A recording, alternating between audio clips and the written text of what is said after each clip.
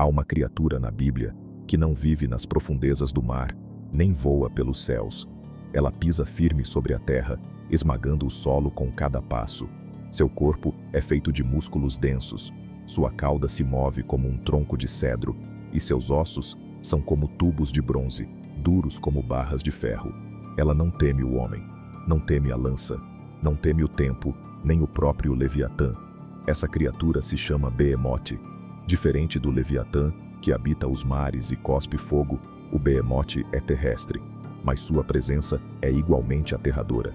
Enquanto o Leviatã representa o caos dos mares, o Behemote simboliza a força absoluta sobre a terra. É o domínio do corpo, da estabilidade, da resistência bruta.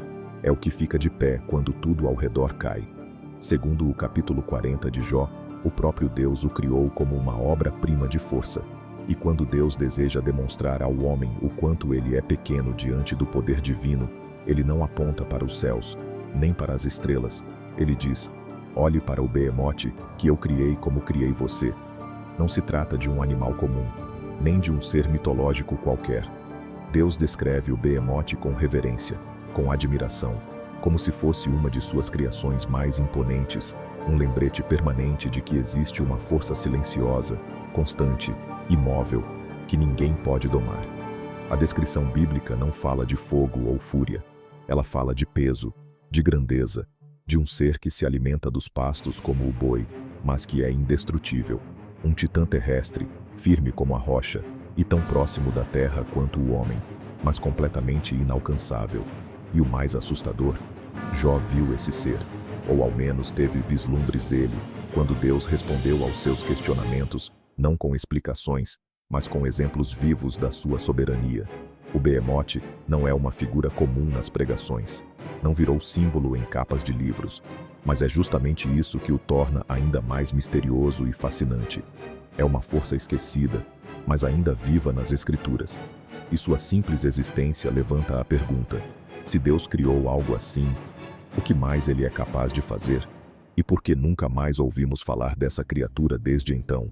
Comente aqui se você conhece outro ser bíblico tão poderoso e esquecido quanto o Behemote. Sua resposta pode revelar segredos que muitos já deixaram para trás. Onde ele aparece? Jó 40, 15 a 24. O nome Behemote aparece apenas uma vez nas Escrituras, mas sua presença é tão impactante, tão carregada de força e autoridade, que bastam 9 versículos para deixá-lo eternizado como uma das criaturas mais temidas e respeitadas da Bíblia. A referência está no livro de Jó, capítulo 40, versículos 15 a 24. Esse trecho faz parte de um dos momentos mais dramáticos das Escrituras. Deus respondendo diretamente a Jó. Jó havia passado por perdas inimagináveis. Sua vida, uma sucessão de desastres. Em meio à dor, ele começou a questionar Deus. Por quê? Para quê? Como o justo sofre enquanto o ímpio prospera. Mas quando Deus finalmente responde, não traz explicações filosóficas ou argumentos teológicos. Deus responde com perguntas. E não qualquer tipo de pergunta, mas perguntas que revelam o limite da compreensão humana diante da majestade da criação. É nesse contexto que surge o Behemote. Contempla agora o Behemote, que eu criei contigo. Come erva como o boi. Eis que a sua força está nos seus lombos, e o seu poder nos músculos do seu ventre. Jó 40, 15 a 16. Deus apresenta o Behemote como uma de suas maiores obras. Não como metáfora, não como figura poética, mas como um ser real, vivo, incontrolável, feito para desafiar a arrogância humana. A sequência dos capítulos é significativa. Logo após descrever o Behemote, o Senhor da Terra, Deus introduz o Leviatã, o Senhor dos Mares. Essas duas criaturas surgem em sequência, como se fossem os guardiões da criação. Behemote e Leviatã, terra e mar, corpo e caos, estabilidade e destruição. Ambos servem ao mesmo propósito: lembrar ao homem que ele não está no centro de tudo. Os seus ossos são como tubos de bronze, a sua ossada é como barras de ferro. Jó 40 e 18. Essa descrição é clara. O Behemote não foi criado para ser vencido. Ele é o tipo de criatura que não recua, não cede, está plantado na terra como uma fortaleza viva, e mesmo que se alimente como o boi, Uma imagem que sugere calma e simplicidade. Sua aparência engana, pois dentro dele está a força da terra concentrada em carne. O Behemoth é, portanto, uma resposta de Deus ao orgulho humano. Uma forma de dizer: você quer entender minha justiça, Jó? Antes entenda minha criação. Antes reconheça que há coisas que você não pode medir, nem vencer, nem controlar. E assim, o Behemoth se torna mais do que uma fera. Ele se torna uma prova, silenciosa, mas imensa, de que a criação ainda guarda forças que nenhum ser humano pode compreender, e que por trás de cada criatura indomável está um Criador soberano. A Bíblia não menciona o Behemoth em nenhum outro lugar, mas bastou esse único trecho, esses 9 versículos, para cravar seu nome na eternidade. Pois se Deus o usou como exemplo diante de um homem justo em sofrimento, é porque a presença do Behemoth carrega um peso espiritual que vai muito além da descrição física. Ele é a terra que treme sem rugir, a força que não precisa de grito, a criação que apenas existe, e por existir, já impõe reverência. Behemoth, a fera da terra, que ninguém pode domar. Poucas criaturas bíblicas causam tanto espanto ao serem descritas quanto o Behemoth. Ele não aparece em sonhos ou visões simbólicas. Ele não é tratado como alegoria, nem como abstração. Sua descrição é literal, física, corpórea e devastadora. É a encarnação da força bruta, da solidez inquebrável, do poder que habita o chão. Contempla agora o Behemoth que eu criei contigo. Come erva como o boi. Eis que a sua força está nos seus lombos, e o seu poder nos músculos do seu ventre. Jó 40:15-16. A descrição começa com um paradoxo. O Behemoth se alimenta como o boi. Come ervas, é herbívoro, aparentemente inofensivo. Mas logo Deus corrige qualquer ideia de fraqueza com uma revelação direta. Sua força está nos lombos, seu poder nos músculos do ventre. O Behemoth é uma muralha viva. Músculos maciços sustentam seu corpo, nervos tensos como cordas de ferro ligam sua estrutura. Seu ventre, o centro do corpo, é onde se concentra um poder absoluto. Não se trata apenas de força física, é resistência, peso, estabilidade. Nada o move contra a vontade, nada o arrasta, nada o empurra. Os seus ossos são como tubos de bronze, a sua ossada como barras de ferro. Jó 40:18. Essa não é uma criatura flexível ou frágil. Sua estrutura é metálica, impenetrável. A comparação com bronze e ferro não é poética. É um alerta. Não há arma humana que possa feri-lo. Nenhuma lança atravessa sua carne. Nenhum golpe o enfraquece. Mas o que mais impressiona na descrição é a cauda. Move a sua cauda como o cedro. Jó 40:17. O cedro, na cultura hebraica, é um símbolo de realeza, de força e de grandeza. Era a madeira dos palácios, dos templos, das embarcações reais. Comparar a cauda do Behemoth a um cedro é dizer, mesmo sua parte traseira impõe mais respeito do que o corpo inteiro de qualquer outro animal. E aqui surgem as teorias. Seria o Behemoth um dinossauro? A descrição de uma cauda como árvore, ossos de bronze, músculos em camadas e força inigualável faz muitos estudiosos sugerirem que o texto pode estar falando de algo muito maior do que um hipopótamo ou elefante. Poderia ser o eco de uma criatura pré-histórica, talvez um braquiossauro ou um saurópode colossal, que sobreviveu na memória da humanidade e foi registrada nas Escrituras como testemunho da força criadora de Deus. Independentemente da forma exata, a mensagem é clara. Essa criatura não pode ser domesticada. Não aceita sela, não puxa carroça, não serve a reis. Ela não tem utilidade prática para o homem, porque ela não foi criada para servir. Ele se deita debaixo das árvores sombrias, no esconderijo dos juncos e nos pântanos. Jó 40:21. Mesmo no descanso, o Behemoth mantém seu poder intacto. Ele não se esconde porque tem medo. Ele apenas repousa, tranquilo, invencível, intocado. E mesmo que as correntes de um rio forte passem ao seu redor, eis que o rio transborda, e ele não se apressa. Está tranquilo, ainda que o Jordão se levante até a sua boca. Jó 40:23. O Behemoth não se abala. Mesmo diante das águas que arrastam tudo em seu caminho, ele permanece imóvel. Nada o perturba, nada o pressiona, nada o faz recuar. Essa descrição torna o Behemoth mais do que uma criatura física. Ele se torna um monumento vivo da soberania de Deus, um lembrete de que há forças na terra que o homem não controla e que nem deve tentar controlar, pois o Behemoth, no fundo, não está ali para ser compreendido. Ele está ali para ser contemplado, e ao ser contemplado, provocar temor, não da criatura, mas do Criador que a fez. Behemoth, criatura real ou símbolo poético. Desde sua única e misteriosa aparição no capítulo 40 de Jó, o Behemoth tem sido alvo de interpretações, debates e especulações entre estudiosos da Bíblia, teólogos, poetas e até cientistas. Afinal, o que exatamente é essa criatura? Ela existiu fisicamente ou representa algo maior, mais profundo, mais simbólico? A resposta pode estar nas camadas do próprio texto sagrado, porque o Behemoth, assim como o Leviatã que vem logo em seguida, não foi mencionado por acaso e não carrega significado apenas por sua aparência, mas pelo impacto que provoca em quem o contempla. Há quem defenda que o Behemoth foi de fato um ser real, criado por Deus como qualquer outro animal. Alguns acreditam que se trata de um hipopótamo, pela menção de que ele se alimenta de vegetação e vive próximo a pântanos e rios. Outros sugerem que poderia ser um elefante, pela força e presença dominante na Terra. No entanto, muitos estudiosos consideram essa identificação insuficiente diante da descrição bíblica. Um hipopótamo, por maior que seja, não tem cauda que se mova como um cedro. Seus ossos não se assemelham a barras de ferro, nem seus músculos à estrutura de uma fortaleza viva. Por isso, cresce a especulação entre leitores mais conservadores e literalistas de que o Behemoth pode ser um remanescente de criaturas antigas, talvez um dinossauro herbívoro, como um brachiosauro ou diplodoco, grandes, terrestres, lentos, mas extremamente poderosos.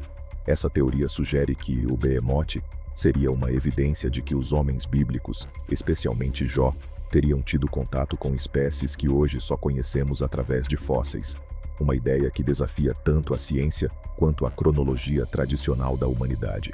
Por outro lado, muitos intérpretes bíblicos apontam que o Behemoth pode não ser um animal literal, mas sim um símbolo poético, teológico e espiritual, usado por Deus em seu discurso a Jó. Nesse ponto de vista, o Behemoth é a representação do poder criador de Deus na Terra, assim como o Leviatã representa o domínio divino sobre os mares e o caos. Essas duas criaturas, colocadas uma após a outra, formam uma dupla simbólica de poder. O Behemoth, senhor dos campos e da terra firme. O Leviatã, senhor das profundezas e dos abismos marinhos. Juntas, elas mostram que Deus reina sobre tudo, o visível e o invisível, o sólido e o instável, o real e o caótico. Ambas são criaturas que nenhum homem consegue controlar. Ambas foram criadas com limites que só o Criador pode cruzar. Essa interpretação reforça o tom da resposta divina a Jó. Deus não está tentando explicar o sofrimento de Jó. Ele está mostrando a Jó que existem coisas que o homem simplesmente não entenderá, porque pertencem à ordem superior da criação. No fim das contas, não importa tanto se o Behemoth foi um dinossauro, um hipopótamo ou um arquétipo espiritual. O que importa é o papel que ele cumpre na narrativa bíblica. Deus o apresenta como testemunha do limite humano. Contempla o Behemoth, que eu criei como a ti. Essa frase é poderosa. Deus está dizendo, você foi criado, ele também, mas veja a diferença. Jó havia passado por tudo, perda, doença, abandono. E agora, diante do Behemoth, ele é confrontado com uma criatura que existe simplesmente para mostrar que há coisas que o homem não domina, e nem precisa dominar. O Behemoth representa a força que não responde a comandos humanos. Ele é a natureza imensa e bruta, silenciosa, mas indestrutível. Ele é o lembrete de que o mundo não gira ao redor da nossa lógica, das nossas emoções ou da nossa justiça. E assim, como o Leviatã mostra o caos que Deus pode conter, o Behemoth mostra a força que Deus pode manter, sem jamais permitir que caia em mãos humanas. O Behemoth é uma presença que pesa na terra e na alma. Sua força, sua estrutura, sua imobilidade, tudo nele aponta para uma verdade. Deus está acima de todas as criaturas, inclusive das que o homem nunca conseguiu entender. Ele não foi mencionado para satisfazer a curiosidade. Ele foi revelado para confrontar o orgulho, e diante dele, Jó se calou. Talvez seja essa a maior lição. Nem tudo que Deus cria é para ser dominado. Algumas coisas existem apenas para que nos lembremos de quem é o Criador. Interpretações teológicas. O Behemoth e o mistério da força incontrolável de Deus. A figura do Behemoth, mencionada apenas uma vez nas Escrituras, carrega um peso simbólico que vai muito além da sua breve descrição física. Ele surge não como um vilão, nem como uma ameaça direta à humanidade, mas como um testemunho silencioso e esmagador da força de Deus, uma força que não pode ser compreendida ou controlada, apenas contemplada. Para muitos teólogos ao longo dos séculos, o Behemoth representa um paradoxo encarnado. Brutalidade sem maldade, poder sem destruição, força absoluta sem caos. E é justamente isso que o torna tão assustador e fascinante ao mesmo tempo. Diferente de outras criaturas bíblicas associadas ao mal, como serpentes, dragões ou bestas do Apocalipse, o Behemoth não representa ameaça espiritual, nem o mal moral. Ele não é maligno, não é destrutivo, não é agente do caos. Ele simplesmente existe, imenso, poderoso e incontrolável. Isso torna o Behemoth um símbolo raro nas Escrituras, uma força pura, bruta, mas sem culpa. A maioria das criaturas poderosas da Bíblia são também perigosas. O Behemoth não. Ele não ataca, não caça o homem, mas também não se curva diante dele. Ele representa, portanto, a força do mundo físico em sua forma mais concentrada. Um lembrete de que a Terra também possui seus titãs, e que nem todo poder inatingível é maligno.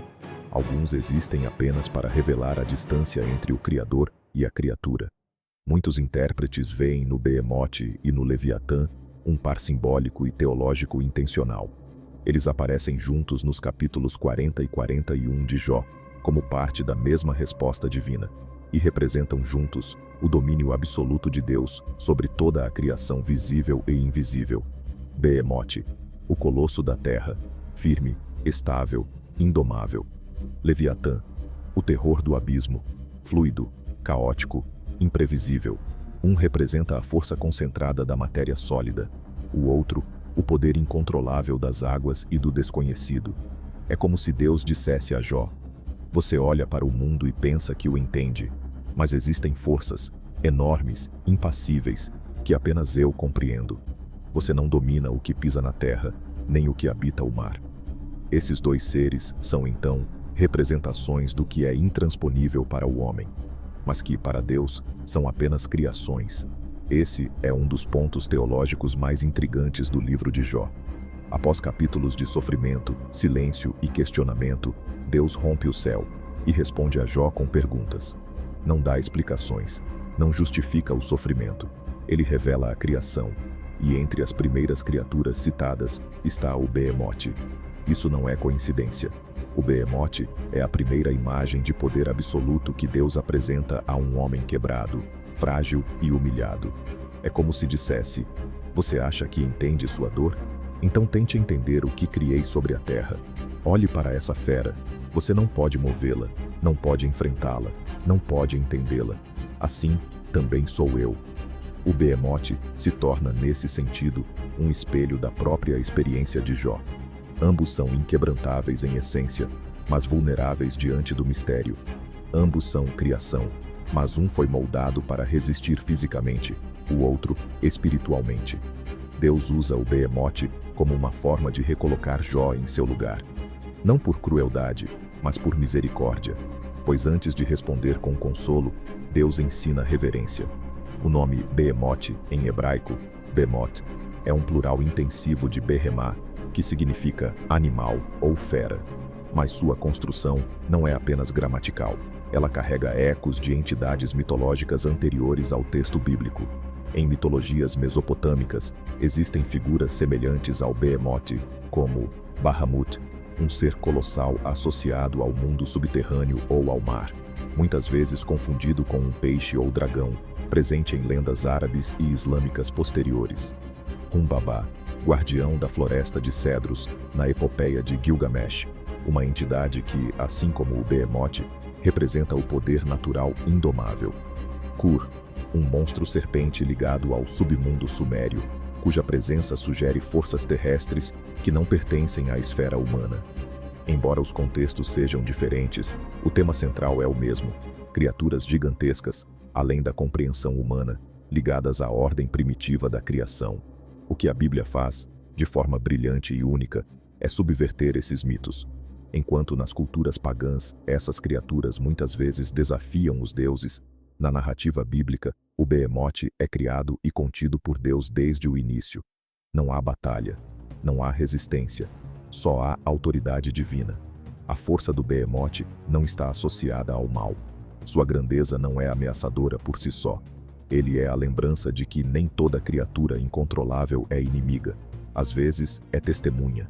Testemunha de um Deus que não precisa destruir para mostrar que governa, que cria seres que o homem jamais controlará, apenas para provar que o controle nunca foi do homem.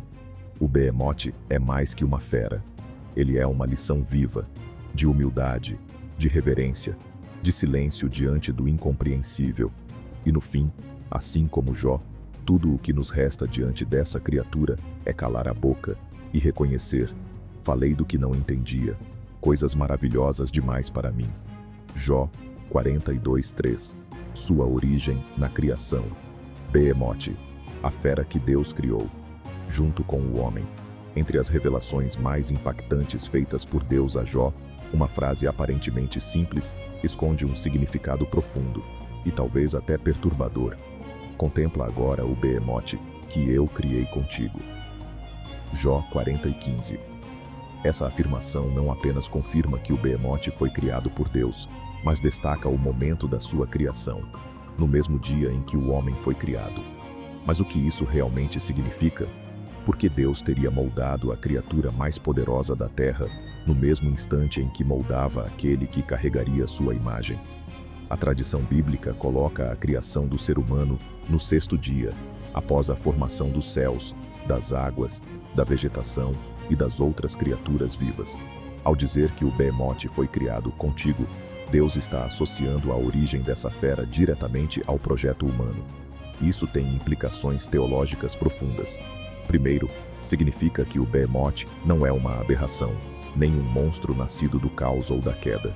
Ele faz parte da criação original e, portanto, foi chamado bom pelo Criador. Segundo, significa que o homem nunca foi feito para dominar tudo. Mesmo no estado de inocência, antes da queda, havia limites para o domínio humano. Adão nomeou os animais, cultivou o jardim, mas nem ele jamais teria poder sobre o Behemoth. Deus criou o homem à sua imagem, mas criou o Behemoth como o limite dessa imagem. Um lembrete, logo no nascimento da humanidade, de que nem tudo foi feito para estar sob os pés do homem. Algumas coisas pertencem apenas a Deus. Se o Behemoth foi criado no mesmo dia do homem, isso levanta uma pergunta inevitável. Ele era parte do Éden? Ou surgiu depois como consequência da corrupção do mundo? A resposta mais direta é: ele já existia antes da queda. Não há no texto de Jó, nem em Gênesis, qualquer indício de que o Behemoth seja uma criatura deformada pelo pecado. Ele é descrito por Deus com admiração, não como ameaça espiritual, mas como testemunho de força e poder. Ou seja, o Behemoth é uma expressão da criatividade divina em sua forma mais bruta. Ele é o peso da criação, a densidade da terra, e como tudo o que foi feito no princípio, ele é bom, mas indomável. Essa talvez seja uma das maiores ironias bíblicas. O Behemoth, embora descrito em detalhes diretamente por Deus, é quase ignorado em pregações, estudos e ensinos cristãos. Raramente aparece em devocionais. Nunca virou tema de campanhas. Quase ninguém lembra que ele existe. Por quê? Simples. Ele não serve a nenhum propósito religioso imediato. Ele não é um exemplo de fé. Não é uma história de redenção. Não é um vilão a ser vencido, nem um modelo a ser imitado. Ele apenas existe. E em sua existência, ele humilha. Porque o Behemoth não pode ser explicado. Ele escapa das categorias humanas de bem e mal, de utilidade e inutilidade. É uma obra de Deus que não se dobra à lógica humana, e isso assusta. Muitos preferem ignorá-lo porque ele não cabe nos sermões prontos. mas talvez seja justamente por isso que ele seja tão essencial. O Leviatã, logo após o Behemoth, recebe uma descrição ainda mais assustadora, mas também é profetizado que Deus o matará no fim dos tempos. Isaías 27:1. Já o Behemoth nunca é derrotado, nunca é combatido, nunca é encerrado. Ele simplesmente é. Isso é ainda mais profundo do que parece. Se o Leviatã representa o caos que será vencido, o Behemoth representa a criação que permanecerá. Sua força não é ameaçadora porque é má. É ameaçadora porque é intocável. A Bíblia não fala de sua queda, de seu julgamento, nem de seu fim, porque talvez ele nunca precise ser destruído. Talvez o Behemoth exista para durar, como o próprio chão que pisamos, como a base sólida da criação que resiste ao tempo e ao pecado. A origem do Behemoth, revelada em uma frase discreta no livro de Jó, nos obriga a encarar uma realidade desconfortável. Nem tudo o que Deus criou é para nós. Nem tudo é acessível, útil ou compreensível. Algumas coisas existem para desafiar nossa visão de controle e poder. O Behemoth foi criado junto com o homem, não para ser vencido, mas para mostrar que até no auge da criação humana, ainda havia algo mais forte. Algo que nos lembra, dia após dia, que Deus continua sendo Deus, e que há coisas que pertencem só a Ele. Behemoth versus Leviatã, dois colossos, dois propósitos, um só Criador. Na vasta galeria de criaturas bíblicas, duas se destacam como as mais imponentes, mais misteriosas e mais incompreensíveis de todas: o Behemoth e o Leviatã. Ambas descritas no livro de Jó, diretamente pela voz de Deus. Ambas representações de poder absoluto. Ambas inatingíveis para o homem. Mas quando colocamos lado a lado essas duas entidades, uma pergunta inevitável surge: qual delas representa mais perigo? E por que foram criadas assim, tão incontroláveis, tão diferentes de tudo o que conhecemos? O Behemoth é o monstro da terra. Gigante, musculoso, imóvel como montanha. Ele não ataca, ele permanece. Sua força é defensiva, esmagadora, mas silenciosa. Ele come erva como o boi, mas carrega nos ossos a firmeza do ferro e do bronze. É o símbolo da força bruta, sem intenção de destruição. Poder sem ego. Potência sem ameaça. Presença que impõe respeito, não medo. Já o Leviatã é o terror do abismo. Serpente marinha, criatura do caos, cuspidor de fogo, envolto em escamas como escudo. Ele não apenas existe, ele resiste, desafia, provoca o medo com sua aparência, sua força e seu fogo. É a encarnação do descontrole, do imprevisível. É o que vive nas profundezas, fora do alcance da lógica, mais próximo da ideia do mal primordial. Então, em termos de ameaça, Leviatã representa mais perigo. Não porque seja mais forte que o Behemoth, mas porque é instável, violento, ardente. O Behemoth pode esmagar, o Leviatã devorar. A Bíblia fala desses dois seres como exclusivos em sua essência. A forma como Deus os apresenta, um após o outro, não deixa margem para pensar que existam exércitos de Behemoths ou legiões de Leviatãs. Na terra não há coisa que se lhe possa comparar. Jó 41:33, sobre o Leviatã. Essa afirmação dá a entender que essas criaturas são únicas, singulares. Não foram criadas em pares, nem em espécies. Elas não existem para reproduzir ou povoar. Foram moldadas para representar. Behemoth é o símbolo vivo do poder terreno. Leviatã é o símbolo do domínio marinho e do caos. Eles são arquétipos criados por Deus para apontar limites, não para viver entre nós. Contudo, tradições judaicas afirmam que, originalmente, havia dois Leviatãs, um macho e uma fêmea, mas Deus destruiu um para que não se multiplicassem. Se o mesmo se aplica ao Behemoth, não sabemos. Mas a lógica se mantém. Seres criados para existir sozinhos, como monumentos do poder divino. Simbolismo, força que não corrompe versus força que ameaça. Essa talvez seja a diferença mais importante entre os dois. O Behemoth representa poder sem maldade. É aquilo que é forte, mas permanece estável. É uma rocha viva, não sedenta por controle, mas impossível de controlar. O Leviatã representa o caos incontrolável. É o que se rebela, o que escapa das mãos, o que quebra o que encontra. Essa diferença os coloca em dois polos teológicos distintos. O Behemoth é o símbolo da força que Deus pode confiar à terra. O Leviatã é a lembrança de que há coisas que só Deus consegue conter. E ambos, com toda a sua magnitude, compartilham de uma única característica: só se dobram diante do Criador. O que torna esses seres ainda mais impactantes é que, apesar de sua invencibilidade aos olhos humanos, nenhum deles desafia o Criador. Eles não são forças opostas a Deus. Eles são criações de Deus. Foram feitos assim, indomáveis, aterradores, inexplicáveis, para provar que Deus é maior do que tudo isso. O Behemoth não se curva ao homem. O Leviatã não foge dos exércitos. Mas diante da voz do Criador, ambos silenciam. E é isso que os une, apesar de suas naturezas distintas. São o espelho daquilo que o homem não pode controlar, mas que Deus controla com uma palavra. O Behemoth e o Leviatã não são rivais. São irmãos silenciosos na narrativa da criação. Dois gigantes que existem para lembrar o homem de sua pequenez. E de que, por maior que algo seja, por mais ameaçador ou indestrutível, tudo ainda está debaixo da soberania de Deus. Pois se nem o Behemoth pode ser movido, e nem o Leviatã pode ser vencido, o único trono que jamais será abalado é o daquele que os criou. Behemoth, da besta de Jó ao colosso. Esquecido das profecias, o Behemoth é, sem dúvida, uma das criaturas mais misteriosas das Escrituras. Embora mencionado em apenas 9 versículos, seu impacto atravessa séculos de tradução, tradição rabínica, especulação teológica e até teoria científica moderna. Ele aparece como uma besta em traduções antigas, como um monstro colossal em interpretações místicas e até como um possível dinossauro em algumas versões contemporâneas. Mas em todas essas leituras, uma coisa se mantém.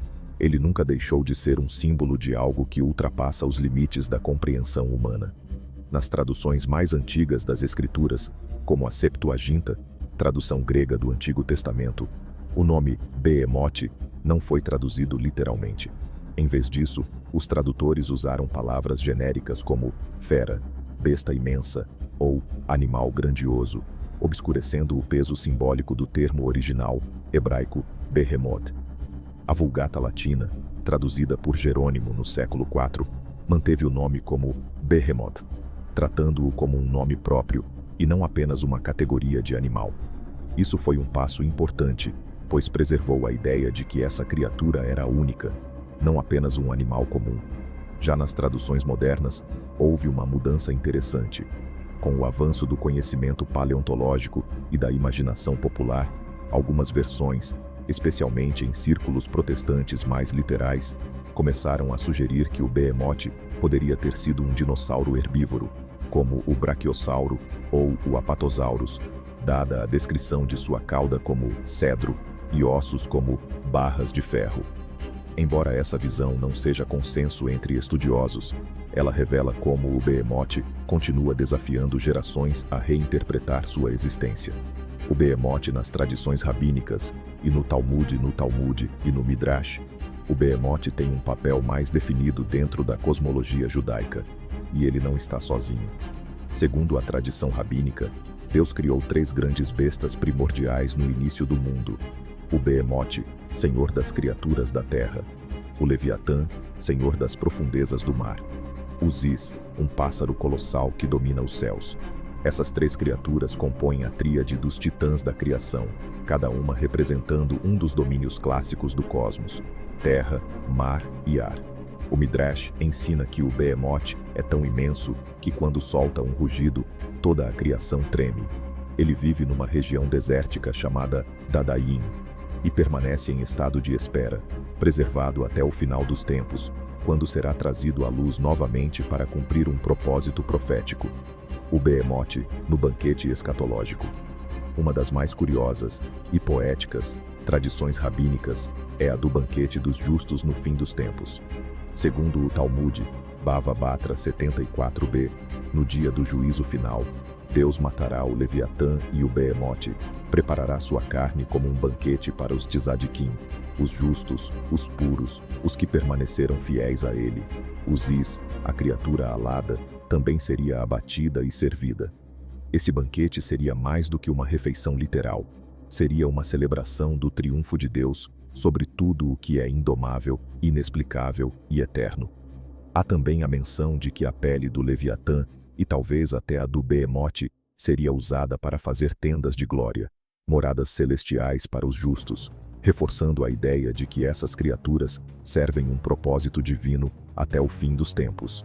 Behemote, ausente da pregação, mas presente na eternidade. Por que então tão poucas pessoas ouviram falar do Behemote? Porque ele está ausente da maioria dos estudos e devocionais. Talvez porque ele não tenha narrativa, apenas presença. Ele não fala, não interage, não ensina com palavras. Sua existência é a própria lição. E talvez isso seja o mais difícil de aceitar. Uma criação de Deus tão colossal, tão forte, tão simbólica, feita apenas para existir, silenciar, lembrar. Ele está escondido entre os versículos de Jó, mas ecoa em séculos de fé, de medo e de reverência. Do deserto de Dadaim ao banquete do fim dos tempos, o Behemote continua como sempre foi, uma fera imensa, intocável, imortal até que Deus diga o contrário. No momento mais delicado da vida de Jó, depois da perda de tudo, do silêncio prolongado do céu e das acusações dos amigos, Deus finalmente responde. Mas sua resposta não vem em forma de consolo, explicação ou justiça humana. Vem como uma sucessão de perguntas que esmagam o orgulho e desarmam a lógica.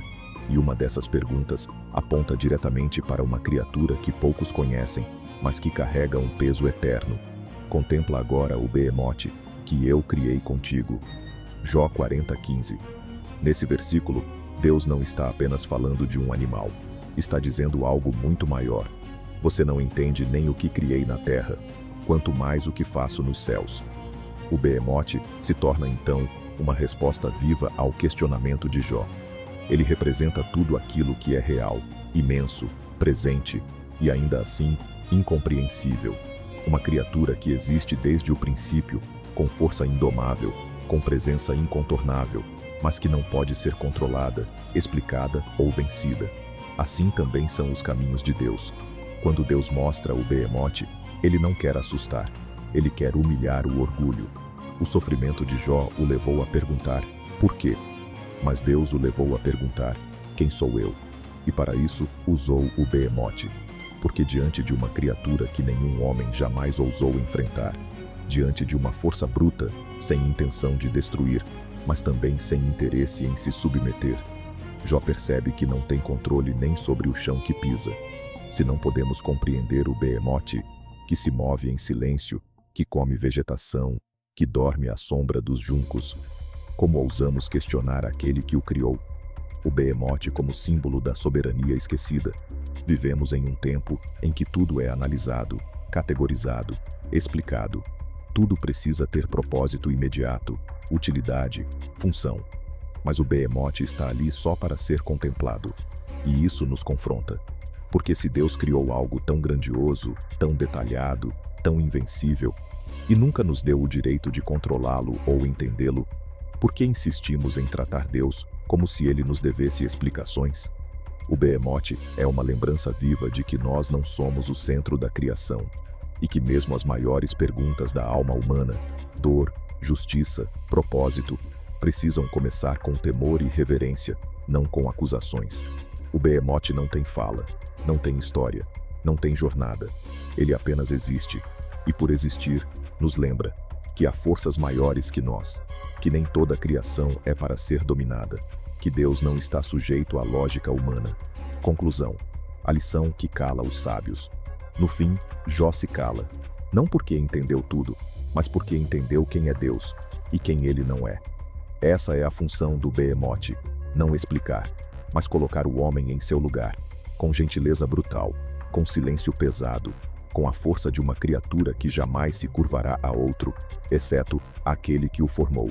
Se até o Behemote se curva diante do Criador, quem somos nós para questionar o que ele faz? Você já ouviu falar do Behemote dessa forma? Como uma criatura real, criada por Deus para ser indomável, não pelo mal, mas pela força absoluta da criação. Se essa história te impactou, imagine o que ainda está escondido nas entrelinhas da Bíblia. Criaturas que não aparecem nos púlpitos, mas que foram escritas para revelar a glória, o mistério e o poder do Criador. Nos próximos vídeos, vamos explorar mais seres ocultos das Escrituras. Monstros, sinais e entidades que desafiam a lógica, mas que têm um propósito divino. Inscreva-se agora e ative as notificações, porque essa jornada mal começou, e o que vem a seguir pode mudar a forma como você enxerga toda a criação.